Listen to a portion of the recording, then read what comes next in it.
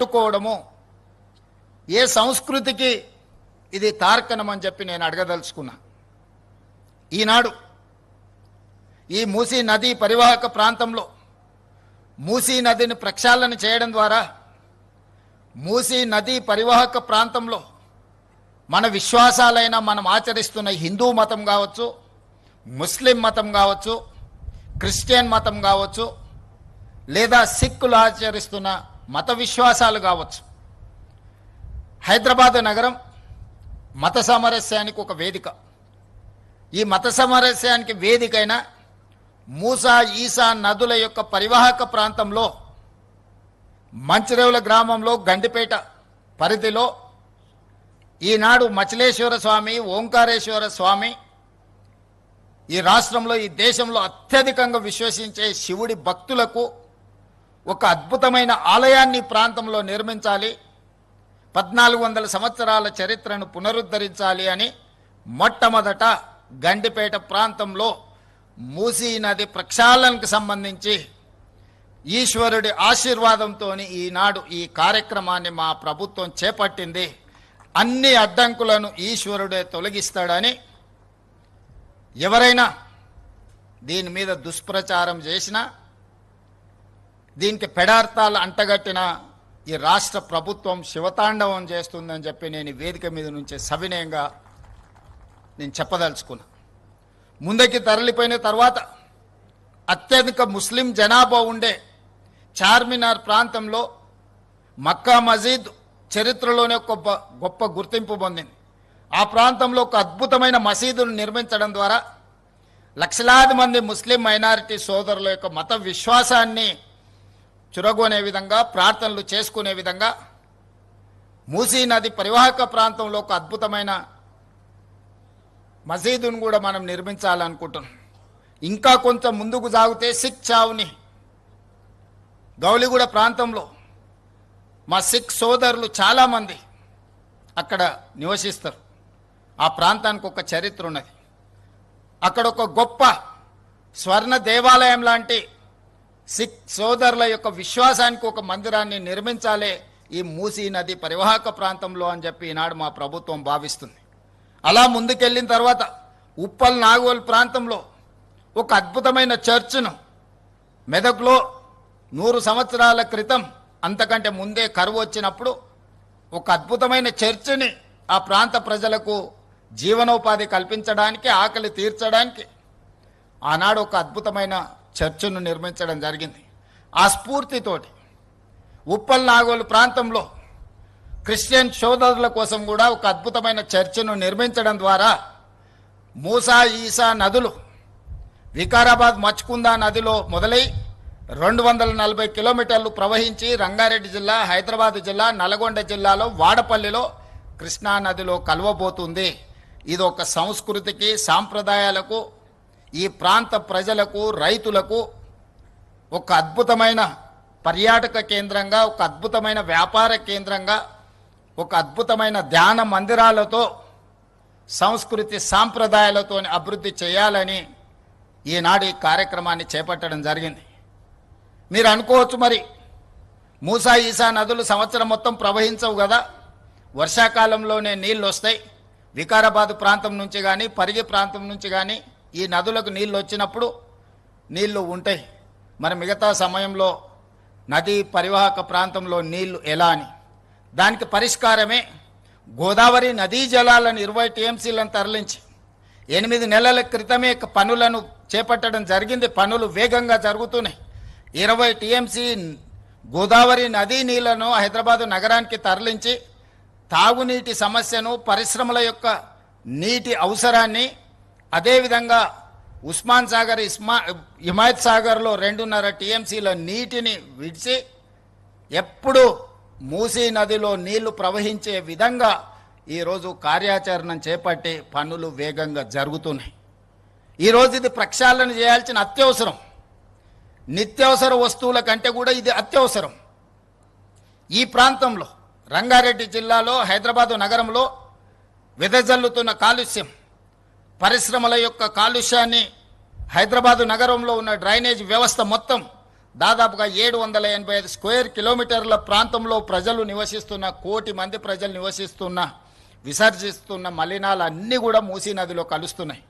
ఇవే కాదు, ప్రమాదవశాత్తు మనుషులు చనిపోయినా, ప్రమాదవశాత్తు పశు సంపద చనిపోయినా, పశువుల కలేబరాలు, మనుషుల కలేబరాలు, పరిశ్రమల యొక్క కాలుష్యము, ఈ ప్రాంతం యొక్క డ్రైనేజ్ వ్యవస్థ మొత్తం మూసీ నదిలో కలవడం, ఈ మూసీ నది ప్రవహించి రంగారెడ్డి జిల్లాను దాటి నల్గొండ జిల్లాలో ఈరోజు శాసనసభ్యులు, భువనగిరి శాసనసభ్యులు అనిల్ మిత్రుడు ఇక్కడ ఉన్నాడు, బీర్ల ఐలయ్య అక్కడ ఉన్నాడు. ఆ నియోజకవర్గాల ప్రజల గోడు వింటే రాయి అయినా కరుగుతుంది. రాయి కంటే కఠిన హృదయులు ఎవడైనా ఉంటే మాత్రం వాళ్ళకు ఆ ప్రజల కష్టాలు తెలియవు. ఈ కాలుష్యం వల్ల ప్రాంతంలో వ్యవసాయంలో పండించిన పంటలు ఎవ్వరూ తినలేని పరిస్థితి వచ్చినాయి. వాళ్ళు పండించింది ఎక్కడో అమ్ముకొని అగ్వకు సగ్వకు ఇతర ప్రాంతాలలో పండించిన వ్యవసాయ ఉత్పత్తులను ఈరోజు తినే పరిస్థితి. నూతనంగా పెళ్ళైన కొడుకు కోడళ్ళ నా ప్రాంతంలో ఉంటే పుట్టబోయే పిల్లలు ఈ కాలుష్యంతో కూడుకున్న నీళ్లను తాగి, ఈ కాలుష్యంతో కూడుకున్న పంటలను తినడం ద్వారా పిల్లలకి ఎక్కడ లేని జబ్బులు వస్తున్నాయని నూతనంగా పెళ్ళిళ్ళైతే ఆ గ్రామాల నుంచి పట్టణానికో ఇతర ప్రాంతాలకో యువ దంపతులను తరలి వెళ్ళే విధంగా తల్లిదండ్రులు ప్రోత్సహిస్తున్నారు. పుట్టిన ఊర్లో పెంచి పెద్ద చేసిన తల్లిదండ్రుల చెంతన ఉండలేని పరిస్థితి ఈరోజు నల్గొండ జిల్లాకు వచ్చింది. ప్రకృతి వల్ల వాళ్ళని ఫ్లోరైడ్ వెంటాడుతుంది. పుట్టడంతోనే అంగవైకల్యం, కాలు వంకర, కన్ను వంకర, నడువు వంకర. కన్న తల్లిదండ్రులు వ్యవసాయ కూలీలకు వెళ్ళాలంటే ఇలాంటి అవిటి పిల్లల్ని ఇంట్లో మంచానికి కట్టేసి బయటికి వెళ్తే ఎక్కడికి వెళ్తారో, మానసిక వైకల్యంతో ఇంటికి వస్తారో రారో అని ఇంట్లో పెట్టి తలుపు పెట్టి తాళం వేసుకొని వ్యవసాయానికి వెళ్ళే పరిస్థితులు నల్గొండ జిల్లాలో ఫ్లోరైడ్ వల్ల వచ్చినాయి. అది ప్రకృతి వైపరీత్యం. దాన్ని సరిదిద్దడానికి ప్రభుత్వాలు చేస్తున్నాయి.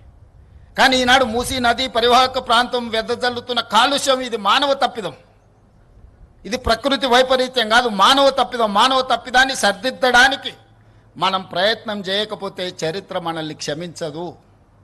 అందుకే ఈనాడు శ్రమ అయినా, ఖర్చుతో కూడుకున్నదైనా మూసీ నది ప్రక్షాళన చెయ్యవలసిందే అనే కార్యక్రమాన్ని మా మంత్రివర్గ సహచరులందరూ భుజం తట్టి చెప్పడం, ఈ పరివాహక ప్రాంతంలో ఉన్న ప్రతి శాసనసభ్యుడు పార్టీలకు అతీతంగా, ఈనాడు యాదయ్య గారైనా, లేకపోతే వికారాబాద్ ప్రసాద్ కుమార్ గారైనా, లేకపోతే మా మిత్రులు ప్రకాష్ గౌడ్ గారైనా, కిందికెళ్తే ఎంఐఎం శాసనసభ్యులైనా, ఆ కిందికెళ్తే ఉండే నల్లగొండ వరకు ఉండే వాళ్ళందరూ ఈ పరివాహక ప్రాంతంలో ప్రాతినిధ్యం వహిస్తున్న కౌన్సిలర్లు, కార్పొరేటర్లు, సర్పంచులు, ఎమ్మెల్యేలు, ఎంపీలు అందరూ ఈ నదిని ప్రక్షాళన చేయాల్సిందే, మూసీ నదిని పునరుద్ధరించాల్సిందే.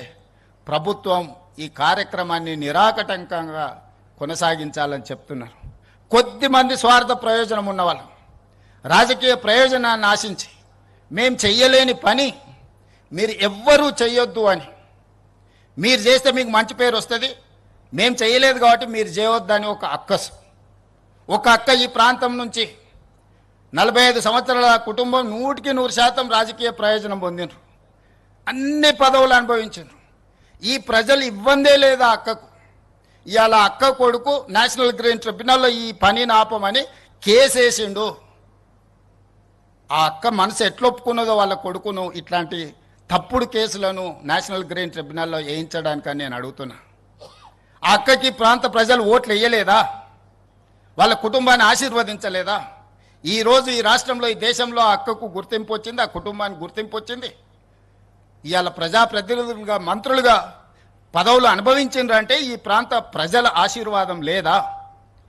ఈ ప్రాంత ప్రజల ఆకాంక్షలకు వ్యతిరేకంగా, ఈ ప్రాంత అభివృద్ధిని అడ్డుకోవడానికి నీ కన్న కొడుకే ఎన్జిటిలో కేసు వేస్తుంటే ప్రజాప్రతినిధిగా మీరు కొనసాగడానికి అర్హత ఉందా అని చెప్పి నేను ఆ అక్కని సందర్భంగా అడగదలుచుకున్నా.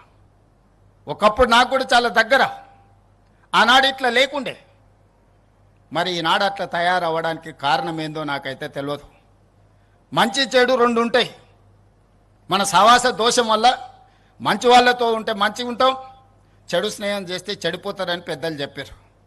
మంచి వాళ్ళని 10 రూపాయలు ఇచ్చి దగ్గరికి తెచ్చుకోవాలి, చెడు వాళ్ళు ఉంటే 10 రూపాయలు ఇచ్చి వాళ్ళ స్నేహాన్ని విడిపించుకోవాలని పెద్దలు చెప్పారు.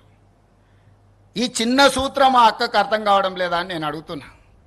అందుకే ఈ వేదిక మీద నుంచి అక్కగారికి సవినయంగా విజ్ఞప్తి చేస్తున్నా, ఈ ప్రాజెక్టును అడ్డుకోవడానికి నీ పుత్రరత్నం వేసిన ఎన్జిటి కేసును తక్షణమే ఉపసంహరించుకోండి, లేకపోతే ఈ ప్రాంత ప్రజలు మీ కుటుంబాన్ని సామాజిక బహిష్కరణ చేసే పరిస్థితి వస్తుంది, అంత దూరం రానియొద్దు అని చెప్పి నేను వారికి సూచన చేస్తున్నా. వారి వెనకాల ముసుగు దొడుక్కొని దాక్కున్న వాళ్ళకు కూడా నేను చెప్తున్నా, మీ వల్ల కాని పనులు చాలా మేము చేస్తున్నాం. మీరు ఇట్లనే ఉంటే ఆ హోదా కూడా మిగలదు. ఇలాంటి చిల్లర మల్లర ప్రయత్నాలని మానేయమని ఆ వెనకాల దాచుకొని ముసుగు దొడుక్కొని మూసి అభివృద్ధి కార్యక్రమాన్ని అడ్డుకుంటున్న వాళ్ళకు కూడా నేను సూచన చేస్తున్నా.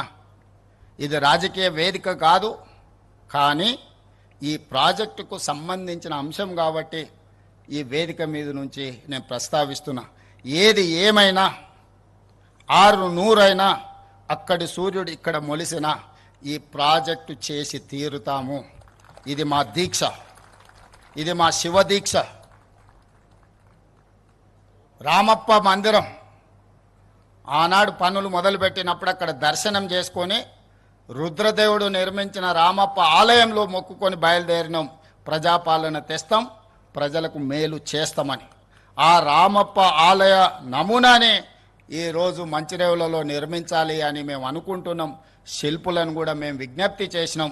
ఆ రామప్ప ఆలయ శివుడి సాక్షిగా ఈ వేదిక మీద నుంచి నేను చెప్పదలుచుకున్నా, ఖచ్చితంగా మూసీ నది ప్రక్షాళనే కాదు, ఇక్కడ ఆలయాన్ని నిర్మించి ఒక గొప్ప పుణ్యక్షేత్రంగా, దక్షిణ కాశీగా, ఈనాడు కాశీ నుంచి గంగా జలాలు తీసుకొచ్చింది యథాలాపంగా కాదు, దక్షిణ కాశీగా రాణించే విధంగా ఈ పుణ్యక్షేత్రాన్ని ముందుకు తీసుకెళ్తాం. మీరందరూ అండగా నిలబడండి, ఆశీర్వదించండి. ఈ అభివృద్ధిని చూసి చూపించి మేము ఓట్లు అడగం. నేను మాట ఇస్తున్నా, ఈ అద్భుతమైన అభివృద్ధి చూస్తే ఈ దేవాలయాన్ని చూసి వాళ్ళకు ఓట్లు వేస్తారు. మన ఓట్ల కోసము, నోట్ల కోసం ఈ ప్రయత్నం కాదు. చరిత్రలో దేవుడు మనకు ఒక అవకాశం ఇచ్చిండు, దాన్ని సద్వినియోగం చేసుకోవాలనేదే మా ప్రయత్నం. దయచేసి సహకరించాల్సిందిగా అందరికీ విజ్ఞప్తి చేస్తూ, ఇంత మంచి కార్యక్రమాన్ని వేద పండితుల పర్యవేక్షణలో ఒక అద్భుత కార్యక్రమాన్ని నిర్వహించిన మూసీ రివర్ డెవలప్మెంట్ అధికారులను అందరినీ కూడా మనస్ఫూర్తిగా అభినందిస్తూ, chief secretary, DGP, grey hands, ఇతర ప్రభుత్వ శాఖలను అన్నిటిని కూడా అభినందిస్తూ మీ అందరి దగ్గర సెలవు తీసుకుంటున్న. ధన్యవాదాలు మిత్రులారా, ధన్యవాదాలు.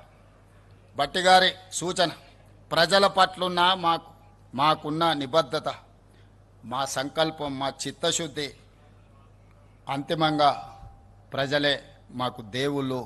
వాళ్ళ ఆదేశాల మేరకు మేము ముందుకు సాగుతామని చెప్పి మీ అందరికీ తెలియజేస్తున్నాం. గౌరవనీయులైన ముఖ్యమంత్రి గారు ఇప్పుడు సన్మానం చేస్తారు వేద పండితులు, అర్చక స్వాముల్ని. ఉజ్జయిని సద్ధర్మ పీఠపాలిత శ్రీ అచలేశ్వర స్వామి, శ్రీ వీరభద్ర స్వామి దేవస్థానం ట్రస్ట్, ఓంకారేశ్వర ఆలయం సంబంధించిన శివశ్రీ మాడపాటి నాగేంద్రయ్య స్వామి గారు, శివశ్రీ మాడపాటి చెన్న బసవయ్య స్వామి గారు, శివశ్రీ మాడపాటి శివకుమార స్వామి గారు, శివశ్రీ మాడపాటి పరమేశ్వర శాస్త్రి గారు ముందుగా సన్మానం అందుకుంటారు. ఆ తర్వాత శృంగేరి మహాస్వామి గారు ప్రత్యేకంగా పంపారు పవిత్ర జలాల్ని శిలాన్యాస సందర్భంలోనూ. వ్యాసోజ్జల రాధాకృష్ణ శర్మ గారు, నిరంజన్ బాపట్ గారు సిద్ధంగా ఉంటారు. ఆ తర్వాత ప్రఖ్యాత స్థపతి ఆనరబుల్ సీఎం గారి ఆదేశం మేరకు రెయిన్బోలు పనిచేస్తున్న డాక్టర్ ఈమని శివనాగిరెడ్డి గారు, తర్వాత స్థపతి డిఎన్వి ప్రసాద్ గారు, కన్సల్టెంట్ బండా శ్రీనివాస్ గారు, వీరంతా